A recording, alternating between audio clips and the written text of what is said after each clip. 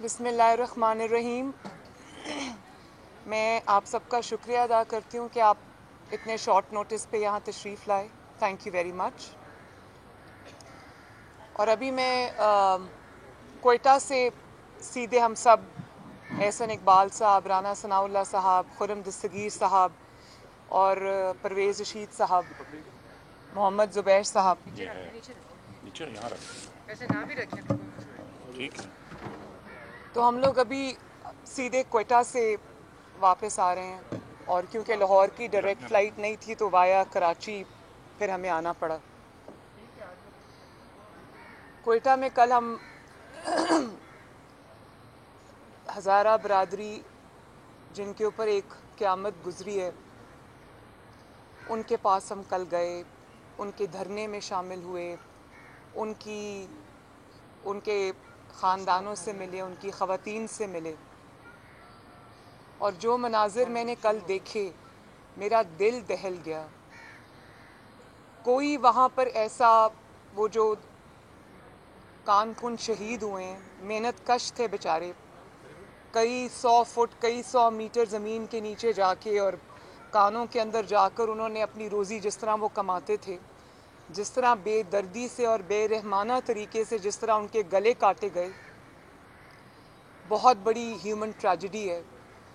और जब मैं उनके ख़ानदानों से वहाँ पर मिली, उनकी ख़वातीन से मिली जो लाशें और ताबूत अपने सामने अपने प्यारों के रख के बैठे हुए थे, माएँ थीं, बहनें थीं, बेटियां थीं, बुज़ुर्ग थे, बच्चे थे, किसी का भाई कत्ल हो गया, किसी का बेटा कत्ल हो गया, किसी की एक घर के कई अफराद कत्ल हो गए। और मैं यकीन करें वहाँ पर हर ख़ानदान जो है वो गम की एक बहुत बड़ी कहानी है। और जो मेरे साथ गले लग के वो रो रही थीं और अपने दुख वो बयान कर रही थीं, बिल्कुल यकीन माने कि ना मेरे पास वो अल्फाज हैं कि मैं बता सकूं कि उस वक्त मेरे जज्बात क्या थे। और ज़ाहिर है पूरी कौम जो है इस वक्त सोग की हालत में है, पूरी कौम ने उनके दुख को, उनके दर्द को महसूस किया है। उसमें से कुछ इस तरह के भी ख़ानदान थे जिन्होंने मुझे बताया कि हमारा अब कोई मर्द नहीं रहा, हमारा कोई कमाने वाला तो नहीं रहा, लेकिन अब हमारे पास कोई मर्द भी नहीं है जो हमारे जनाज़ों को कंधा दे सके।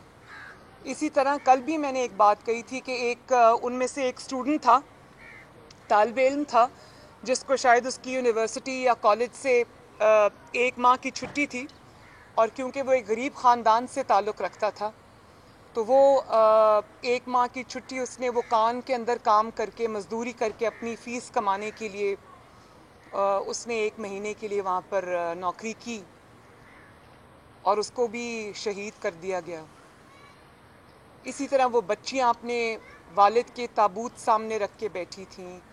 कुछ ख़वातीन ऐसी थीं जिनका एक ही वाहिद कमाने वाला हस्बैंड था, 5 बच्चे 6 बच्चे थे, वो वहाँ पर बैठी थीं। तो बहुत एक करबला का मंज़र था वहाँ पर। ज़ाहिर है हम सवाए तसल्ली और तशफ़ी और दिलासा देने के हम क्या कर सकते थे, वो किया हमने जो हमसे हो सका। लेकिन आज जो मैंने आज यहाँ प्रेस कॉन्फ्रेंस नहीं करनी थी, मैं ट्रांजिट के लिए आई थी कराची और यहाँ से मेरी फ़्लाइट थी लाहौर की शाम को। मुझे लेकिन जब मैंने सुबह वो स्टेटमेंट सुना कि मैं ब्लैकमेलिंग में नहीं आऊँगा और मुझे कोई ब्लैकमेल नहीं कर सकता, आप अपने मुर्दों को दफनाएं तो मैं आपके पास वापस आऊँगा, तो मैं रह नहीं सकी ये कौम से बात किए बगैर। मेरे पास तो अभी भी वो अल्फाज नहीं है कि मैं कहाँ से शुरू करूँ इस बेहिसी और जो इंसानियत से आरी जो आज बातें की हैं उन्होंने, ये मैं कहाँ से शुरू करूँ इसके ऊपर बात करना, लेकिन बात करना भी ज़रूरी है।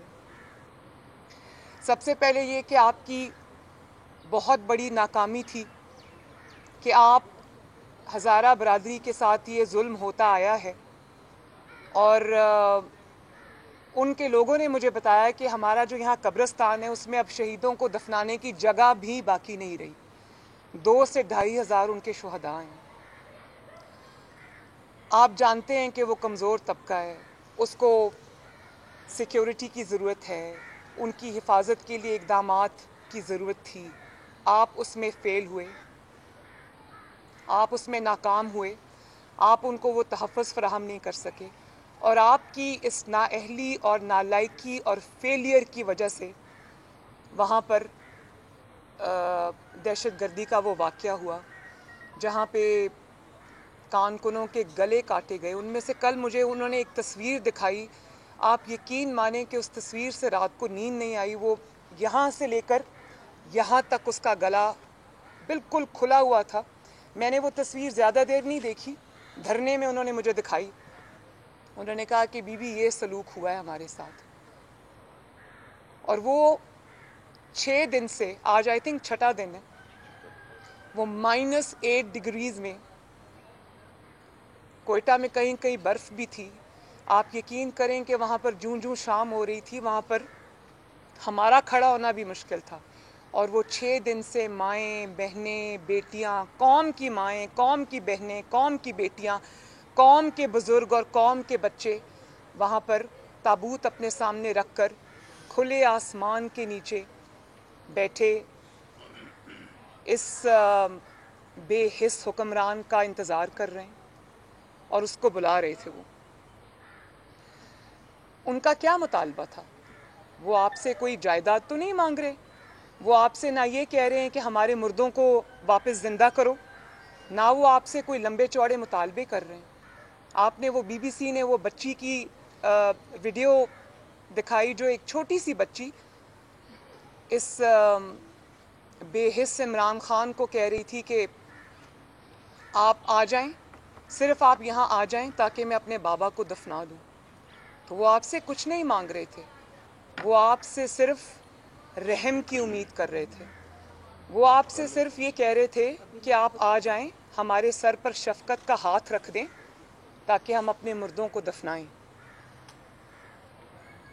ہمدردی کے 2 بول وہ آپ سے چاہتے تھے. میں نے جب ان سے پوچھا کہ آپ کا کیا مطالبہ ہے, تو انہوں نے کہا کہ بی بی ہمارا کوئی مطالبہ نہیں, ہم صرف یہ چاہتے ہیں کہ حکمران جو ہے وہ خود یہاں پر آئے اور آ کے ہمارے زخموں پر مرہم رکھے اور ہمیں یہ دلاسا دے کہ آئندہ ہمارے ساتھ اس قسم کے واقعات نہیں ہوں گے. اور پھر آپ ان کو کہتے ہیں کہ وہ آپ کو بلیک میل کر رہے تھے. وہ تصاویر ہیں, میں ذرا یہ قوم کو دکھانا چاہتی ہوں. یہ دیکھیں, اب یہ بچی جو کہہ رہی ہے کہ ظالموں میرے بابا کو مارنے سے پہلے, میرے بھائی کو مارنے سے پہلے مجھے مار دو, یہ بلیک میلر ہے.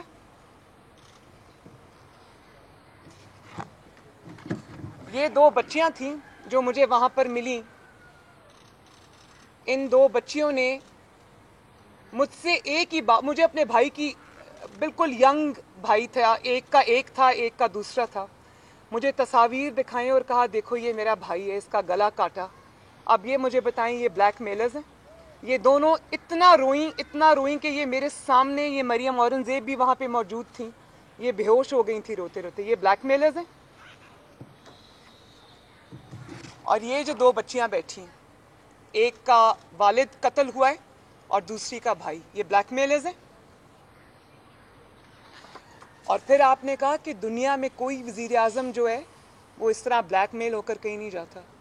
بھئی دنیا کے وزرائے اعظم کی تو چھوڑو, دنیا کا جو بھی وزیر اعظم ہے, کبھی بھی وہاں پر اگر ہیومن ٹریجڈی ہو جائے تو سب سے پہلے جو شخص وہاں پر پہنچتا ہے وہ آپ کا سربراہ ہوتا ہے. یہ اس کی ذمہ داری ہے, یہ آپ کی ذمہ داری نہیں ہے, آپ کا فرض ہے کہ آپ لوگوں کے پاس وہاں پر ان کے غم اور خوشی میں شریک ہوں. تو آپ یقین کریں کہ یہ جو آج سٹیٹمنٹ آیا ہے کہ یہ لوگ مجھے بلیک میل کر رہے ہیں, مطلب لاشیں جنہوں نے اپنے آگے رکھی ہوئی ہیں اور جو صرف یہ کہہ رہے ہیں کہ آپ آئیں, تشریف لائیں تاکہ ہم اپنی لاشوں کو دفنائیں, وہ بلیک میلرز ہیں. آپ ان کو بلیک میلرز کہہ رہے ہیں. اور وہ یہ میں نے کبھی اپنی پوری زندگی میں جب آپ کو اللہ تعالیٰ حکمرانی دیتا ہے تو آپ میں عاجزی آ جاتی ہے، آپ میں اللہ تعالیٰ کا خوف آ جاتا ہے، آپ کا سر بورڈ سے جھک جاتا ہے. مگر میں نے یہ جو سٹیٹمنٹ آج سنی ہے تو میرا تو دل دہل گیا ہے.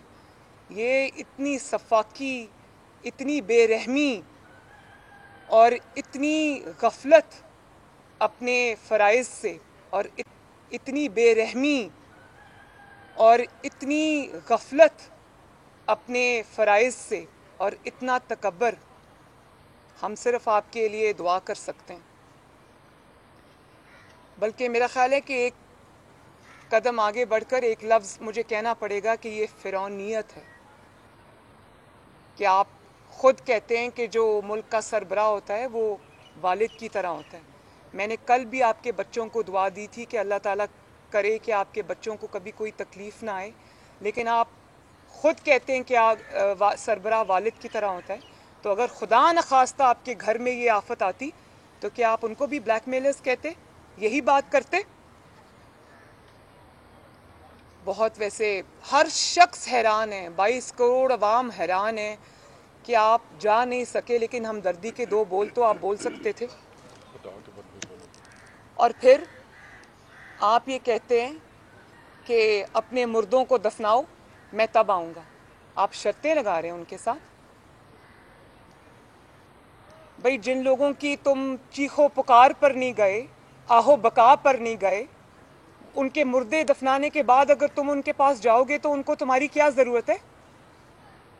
جب تم ان کے دکھ کی گھڑی میں ان کے ساتھ شریک نہیں ہوئے تو اس کے بعد تم جتنی دفعہ مرضی جاؤ، تمہارے نہ جانے کی کوئی حیثیت ہے، نہ تمہارے جانے کو تب کوئی مانے گا.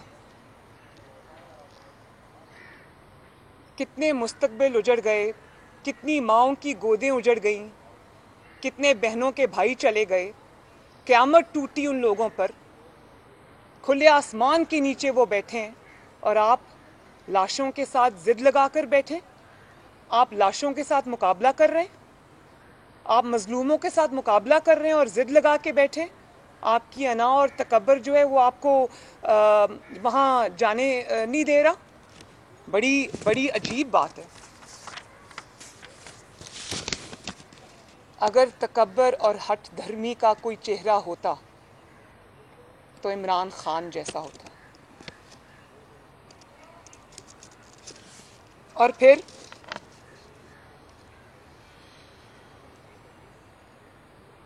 یہ بھی کہا گیا کہ میڈیا کو نہیں بتایا جا سکتا کہ عمران خان صاحب کے نہ جانے کی کیا وجہ ہے. نہیں بتایا جا سکتا کہ عمران خان صاحب کے نہ جانے کی کیا وجہ ہے.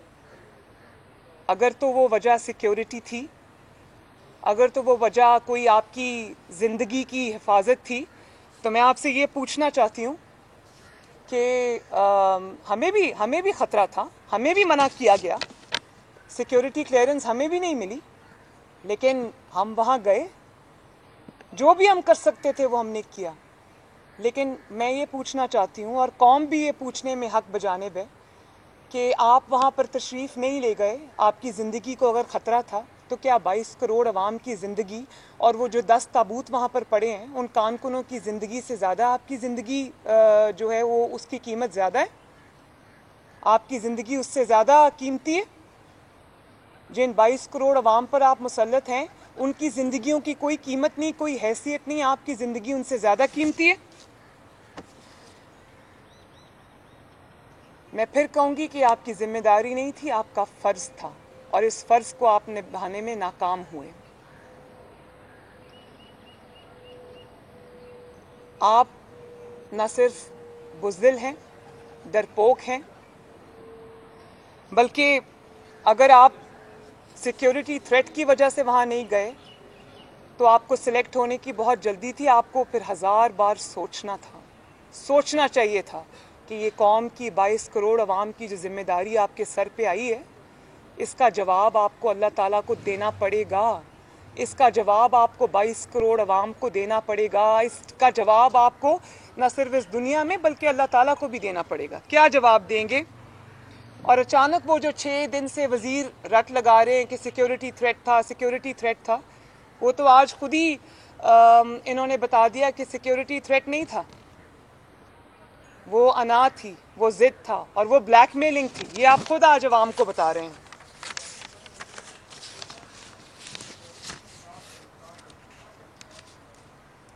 قوم جاننا چاہتی ہے کہ کون سی ایسی مصیبت تھی, کون سی ایسی مصلحت تھی جس نے آپ کو جانے سے, مظلوموں کے سر پر ہاتھ رکھنے سے روکے رکھا.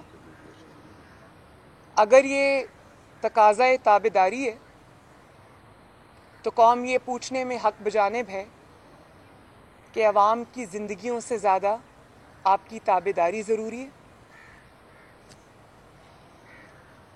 اگر یہ بے حسی اور سفاکی ہے تو بھی قوم کو بتا دیجئے تاکہ ہمیں پتہ چل جائے کہ مصیبت کی کسی گھڑی میں آپ کی طرف نہیں دیکھنا اور آپ نہیں آئیں گے اور آپ مظلوموں کو بلیک میلرز کہہ کے بلائیں گے.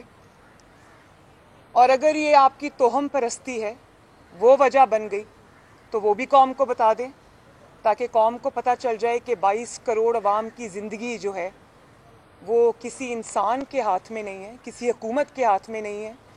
وہ جو ہے وہ اس کا فیصلہ اب توہم پرستی کیا کرے گی.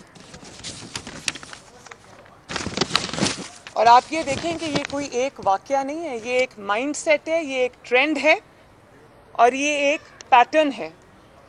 یہ وہی مائنڈ سیٹ ہے جس کو جب کہا جاتا ہے کہ لوگ خودکشیاں کر رہے ہیں مہنگائی سے, آپ نے تو بڑے سہانے خواب ان کو دکھائے تھے, تو آپ یہ کہتے ہیں کہ لوگ خودکشیاں کر رہے ہیں تو میں کیا کروں, میرے پاس جادو کا کوئی بٹن تو نہیں ہے. یہ وہی مائنڈ سیٹ ہے جو موٹر وے پہ جب ایک خاتون کی اس کے بچوں کے سامنے بے حرمتی ہوتی ہے تو اس کو کہا جاتا ہے کہ وہ رات کے وقت گھر سے کیوں نکلی اور وہ اکیلی کیوں جا رہی تھی. اور یہ وہی مائنڈ سیٹ ہے جب پینشنرز, لیڈی ہیلتھ ورکرز یا جو سرکاری ملازمین ہیں یا اساتذہ جو ہیں, جب اپنے مطالبات لے کر اسلام آباد کی سڑکوں پر نکلتے ہیں تو ان کی تذلیل کی جاتی ہے. وہ جب مائیں بہنیں بیٹیاں اسلام آباد میں کھلے آسمان کے نیچے بیٹھی ہوتی ہیں تو وہاں پر ان کو کوئی جا کر پوچھنے والا نہیں ہے, بلکہ ان کو ٹیئر گیس ان پر پھینکی جاتی ہے, ان کے اوپر ڈنڈے برسائے جاتے ہیں. اور پھر یہ وہی مائنڈ سیٹ ہے کہ جب اب قوم کی بیٹیوں کی بے حرمتی آئے روز کا واقعہ بن گیا. کل بھی میں نے سنا کہ وہ جو برج سے چھلانگ لگا دی تھی, تو اس دن کوئی قصور کی زینب کو یاد نہیں کرتا. اس دن کسی کو توفیق نہیں ہوتی کہ اس وکٹم کے گھر جائے اور اس کے سر پہ ہاتھ رکھے, اس کے زخموں پر مرہم رکھے. اور یہ وہی مائنڈ سیٹ ہے کہ اسلام آباد کی سڑکوں پر ایک نوجوان کا جو اوبر چلا کر اپنی روزی کماتا تھا اور وہ تحریک انصاف کا سپورٹر تھا, اسلام آباد کی سڑکوں پہ اس کو 22 گولیاں مار کر اس کو قتل کر دیا گیا. چلے میں مانتی ہوں کہ ہزارہ برادری کے ساتھ افسوس کرنے آپ کو کوئٹہ جانا پڑنا تھا. اسلام آباد کا وہ آپ کا اپنا سپورٹر تھا, اپنی جماعت کا, 22 گولیاں آپ نے اس کے سینے میں, اس کے جسم میں اتار دیں. آپ کو اتنی توفیق نہیں ہوئی کہ اس کے والدین کو جو دہائیاں دیتے رہے, جو ٹی وی پہ آ کے روتے رہے کہ ہم اس کے سپورٹر تھے, کسی کے کہنے پر ہم نے اس کو ووٹ دیا تھا, کہ آپ اس کو جا کے دلاسا دے آتے. اور پھر آپ کہتے ہیں کہ فوج سب جانتی ہے. کیا فوج جانتی ہے کہ آپ کتنے بڑے بزدل ہیں؟ کیا فوج یہ جانتی ہے کہ لاشیں لوگ رکھ کے بیٹھے ہوئے اور آپ اپنی بزدلی اور اپنی انا کی وجہ سے آپ وہاں پر نہیں پہنچے؟ کیا فوج یہ جانتی ہے کہ آپ کی نالائکی نے, آپ کی بے رحمی نے, آپ کی نااہلی نے پورے ملک اور 22 کروڑ عوام کو اپنی لپیٹ میں لے لیا؟ کیا سلیکٹرز یہ جانتے ہیں کہ انہوں نے 22 کروڑ عوام کے ملک کی تقدیر ایک ایسے انسان کے حوالے کر دی کہ جس نے پہلے اپنی نالائکی اور نااہلی سے معیشت کو برباد کیا, اپنی ناعاقبت اندیشی اور اپنی چھوٹی سوچ سے اس نے پاکستان کے دیرینہ دوستوں کو ناراض کیا, فارن پالیسی کا بیڑا غرق کیا, جس نے اپنی نالائکی اور نااہلی کی وجہ سے اور اپنی غلط ترجیحات کی وجہ سے پہلے گورننس کا بیڑا غرق کیا, اور اب وہ مظلوموں کو بلیک میلرز کا لیبل دے کر وہ انسانیت کی توہین کر رہا ہے. تو میں سلیکٹرز سے بھی یہ سوال کرنا چاہتی ہوں کہ کیا 22 کروڑ عوام میں آپ کو یہی ایک سوغات ملی تھی؟ کیوں آپ نے 22 کروڑ عوام کی زندگیوں سے کھیلنے کے لیے ایسے نالائق، نااہل اور بے حس شخص کو مسلط کیا عوام کے اوپر؟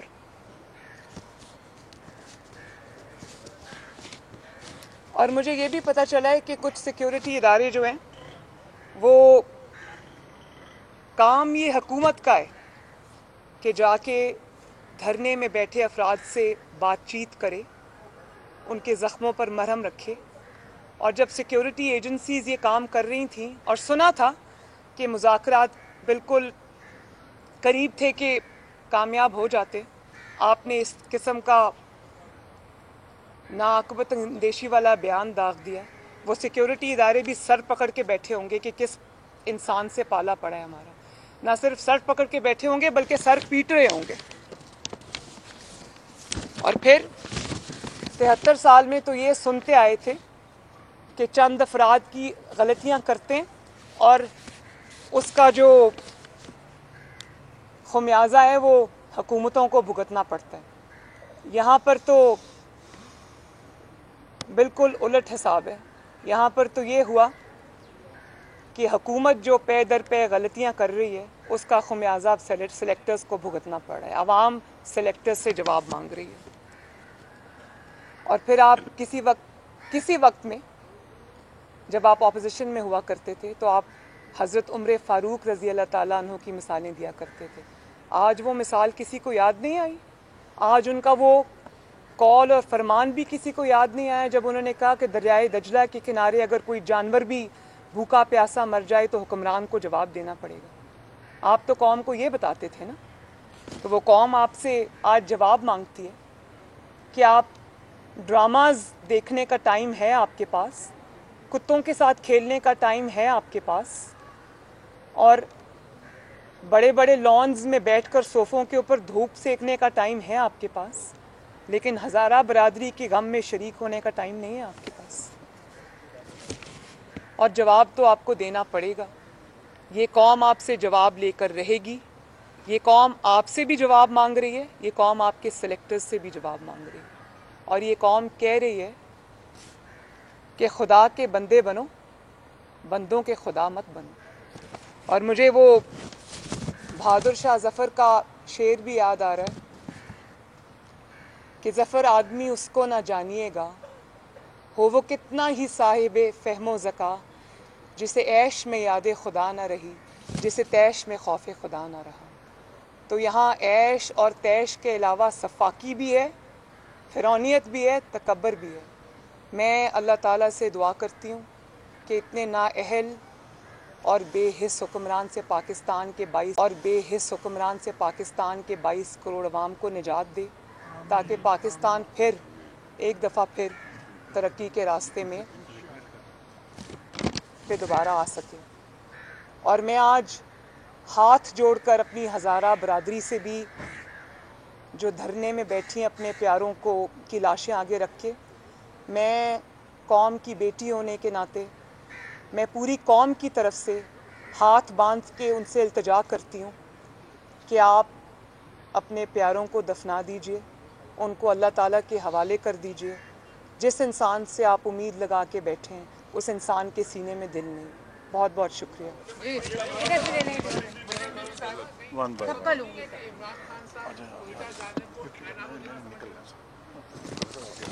کیا لاشوں کو این آر او دیں گے؟ وہ کس کو این آر او دینا ان سے؟ نہ وہ کسی کو این آر او دینے کی پوزیشن میں ہیں. وہ تو خود شاید ان کو کوئٹہ جانے کی اجازت نہیں ملی. تو جس کو اجازت نہ ملے اس کی کیا حیثیت ہے این آر او دینے کی کسی کو؟ اسی پہ بات رکھیں، اسی پہ بات رکھیں. نیشنل میڈیا دکھا رہا ہے کہ ہمارے اختلافات کتنے سیاست دانوں میں ہم آپس میں دھرنے بھی دیں کیونکہ اللہ کی امانت کی ان کو دفنانے کے لیے آپ لوگوں نے چونکہ اس میں سیاست کو اپوزیشن یا جماعتیں کر رہی ہیں، کیونکہ دیکھیں غیر ملکی یہ دکھا رہا ہے کہ دہشت گردی کا تو ہمیں سامنا ہے نا اندرون ملک. تو بتائیے یہ دہشت گردی ہے، دہشت گردی ان کو کنڈیم کرنا چاہیے. آپ ان کو کہتی تصویر کر دیں بعد میں غیر ملکی نہیں. اس معاملے میں آپ مجھے مت الجھائیں. اگر میں سیاست کرنا چاہتی تو آپ کو منہ چھپانے کی جگہ نہ ملتی.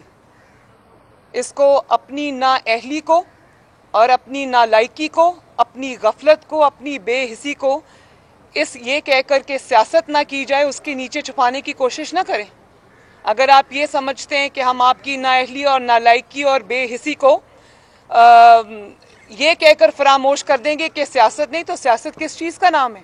سیاست قوم اور عوام کی خدمت کرنے کا نام ہے. اگر آپ اس میں فیل ہوتے ہیں اور آپ اگر اپنی ذمہ داریوں کی میں غفلت برتتے ہیں تو ہم حق بجانے میں آپ کے اوپر انگلی اٹھانے میں. ہمیں یہ سبق نہ دیں کہ سیاست نہ کریں. اگر ہم نہیں بولیں گے ان کے لیے، ہزارہ برادری کے لیے، تو کون بولے گا؟ آپ یہ بالکل نہ سوچیں کہ ہم آپ کو جانے دیں گے. ہم آپ کو بالکل یہ سیاست کے کھیل میں چھپنے نہیں دیں گے.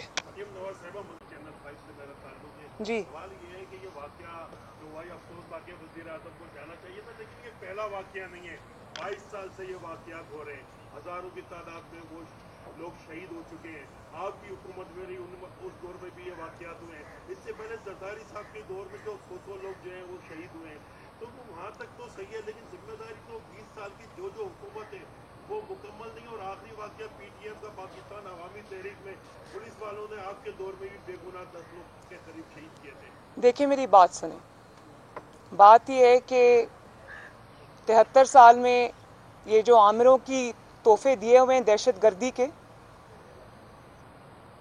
یہ جو دہشت گردی کا تحفہ مشرف سے ملا تھا پاکستان کو، جس میں گلی گلی جگہ جگہ بارود کی بو آیا کرتی تھی اور لاشیں اٹھتی تھیں، وہ اللہ تعالیٰ کے فضل و کرم سے ایک الیکٹڈ حکومت نے، جس کے سربراہ میاں محمد نواز شریف تھے، انہوں نے سیکیورٹی ایجنسیز کے ساتھ، سیکیورٹی اداروں کے ساتھ مل کر اس ملک سے دہشت گردی کو ختم کیا تھا.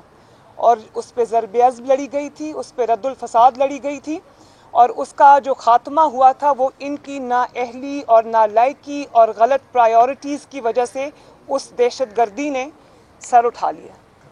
اور سارے جو جتنے بھی آپ کی ترجیحات ہیں وہ ساری آپ کی غلط ہیں. اور آپ کیونکہ ان چیزوں کے پیچھے لگے ہوئے ہیں جن کا نام میں اس وقت نہیں لینا چاہتی، میں اس کو سیاسی نہیں بنانا چاہتی، آپ کی ان غلط ترجیحات کی وجہ سے، اور آپ نے اداروں کو بھی اس طرف لگایا ہوا ہے، سب اپنی غفلت کے مرتکب ہوئے ہیں. اور میں پھر بھی یہ کہتی ہوں کہ ہو جاتا ہے، حادثہ ہو گیا، لیکن 73 سال میں نے اتنی شفاف، بے حس اور بے رحم حکومت نہیں دیکھی. آپ کو دہشت گردی کا واقعہ ہو گیا، آپ کو وہاں جانے سے کون روک رہا ہے؟ جتنی حکومتوں کے آپ نے نام لیے، حادثات ان کے وقت میں بھی ہوئے، دہشت گردی ان کے وقت میں بھی ہوئی، لیکن کون سی ایسی حکومت تھی جس کو بلک بلک کے عوام پکار رہے تھے اور وہ کہہ رہے تھے یہ ہمیں بلیک میل کر رہے ہیں؟ ایک اس کے بعد جی اس پہ یہی بات آئی نو پلیز. آج میں سیاست پہ بات نہیں کروں گی. نہیں آپ کو جو نہیں، پلیز ایکسکیوز می، یہ جو ہے یہ ہزارہ برادری کے لیے میں یہ کر رہی ہوں. اس میں آج کسی بھی سیاسی بات کا جواب نہیں دوں گی. جو بھی آپ کے پی ڈی ایم سے ریلیٹڈ کویسچنز ہیں، ہماری اسٹریٹجی سے ریلیٹڈ کویسچنز ہیں، آپ کو آگے بہت ساری ایسی پریس کانفرنسز ہوگی، آپ کو میں پورا موقع دوں گی اس پہ بات کرنے کا. شکریہ. نواز شریف کے دور میں 400 سے زائد ہزارہ برادری کے افراد کو قتل کیا گیا. نو اور آپ دینا چاہیں گے؟ آپ دیجیے. دیکھیے، ہمارے دور حکومت میں مئی 2018 میں 10 یا 11 مزدوروں کا وہاں پہ قتل ہوا تھا، اور اس وقت ایک بھوک ہڑتال کی تھی اور انہوں نے احتجاج کیا تھا. اور چونکہ اس کا ایک پس منظر ہے، 14 سالوں میں 2000 سے زیادہ ہزارہ برادری کے لوگ نشانہ بنے ہیں، تو ان کی کمیونٹی کا مطالبہ تھا کہ ہم تب بھوک ہڑتال ختم کریں گے جب آرمی چیف یہاں پر آئیں گے. تو میں انٹیریئر منسٹر تھا اور army chief general Qamar Bajwa, ہم کوئٹہ گئے اور وہاں پہ میں نے جا کے جو ان کے نمائندے تھے ان کی بھوک ہڑتال ختم کرائی. انہوں نے آرمی چیف سے ملاقات کی اور ان کی تسلی تشفی ہو گئی. میں صرف یہ سوال کرنا چاہتا ہوں کہ کیا پرائم منسٹر کی ایگو، پرائم منسٹر کی security chief of army staff سے زیادہ بڑی ہے؟ اگر مئی 2018 میں انٹیریئر منسٹر کے ساتھ آرمی چیف بھی چل کے کوئٹہ چلے جاتے اس لیے کہ ان کی تسلی ہو جائے تو پرائم منسٹر کو کیا امر ممانع تھا کہ اگر ان کے جانے سے اتنی مظلوم کمیونٹی کو تسلی اور تشفی ہو جاتی؟ چلیں جی آخری سوال جی. آپ یہ بتائیے کہ آپ بلوچستان گورنمنٹ کو کتنا رسپانسبل سمجھتی ہیں اور جس طرح کی باتیں یہ ہو رہی ہیں تو آپ کو کیا لگتا ہے کہ 5 سال تک اگر یہ حکمران رہتے ہیں تو ملک کا کیا حل ہوگا دہشت گردی کے ساتھ ساتھ؟ دیکھیں بلوچستان کی جو گورنمنٹ ہے اور جس طرح وہ لائی گئی باپ پارٹی جو ہے بنا ماں باپ کے جو پارٹی اچانک بن گئی، اسی طرح جو یہ بے حس خان صاحب ہیں تابع دار خان صاحب، جس طرح راتوں رات ان کے لیے ریگنگ کر کے ان کو انسٹال کیا گیا. جب آپ اس طرح کے لوگوں کو مسلط کریں گے عوام کے اوپر تو جب بھی عوام پر کوئی دکھ کی گھڑی آئے گی یا عوام کو ان کی ضرورت پڑے گی یہ آپ کے لیے اویلیبل نہیں ہوں گے. بس مجھے اتنا ہی کہنا ہے. بہت بہت شکریہ. جی جی بائی دا وے میں ڈھونڈتی رہی کہ جو وزیر اعلیٰ بلوچستان کہاں ہیں تو مجھے صرف ان کی چند ٹویٹس نظر آئیں. اس کے علاوہ نہ وزیر اعلیٰ کا کچھ پتہ ہے نہ وزیر اعظم کا کچھ پتہ ہے. جب آپ اوپر سے لا کے لوگوں کو جو پیراشوٹ کر کے آتے ہیں مسلط کرتے ہیں تو وہ عوام کو جواب دہ نہیں ہوتے.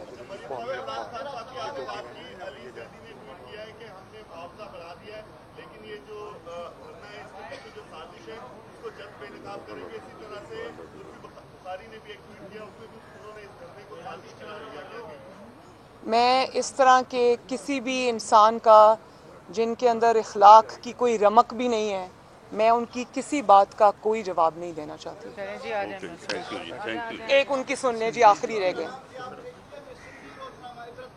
جی جی میرا آپ سے سوال ہے کہ آپ کی یہ سندھ میں پہلی پریس کانفرنس ہے سندھ کے عدالت میں، یہ تھوڑا سا ہمیں کچھ بتا دیں کہ ماضی میں نہیں میری سندھ کی یہ پہلی پریس کانفرنس نہیں ہے. جس دن میرے کمرے پہ دھاوا بولا تھا میں نے اس دن بھی پریس کانفرنس کی تھی. شکریہ.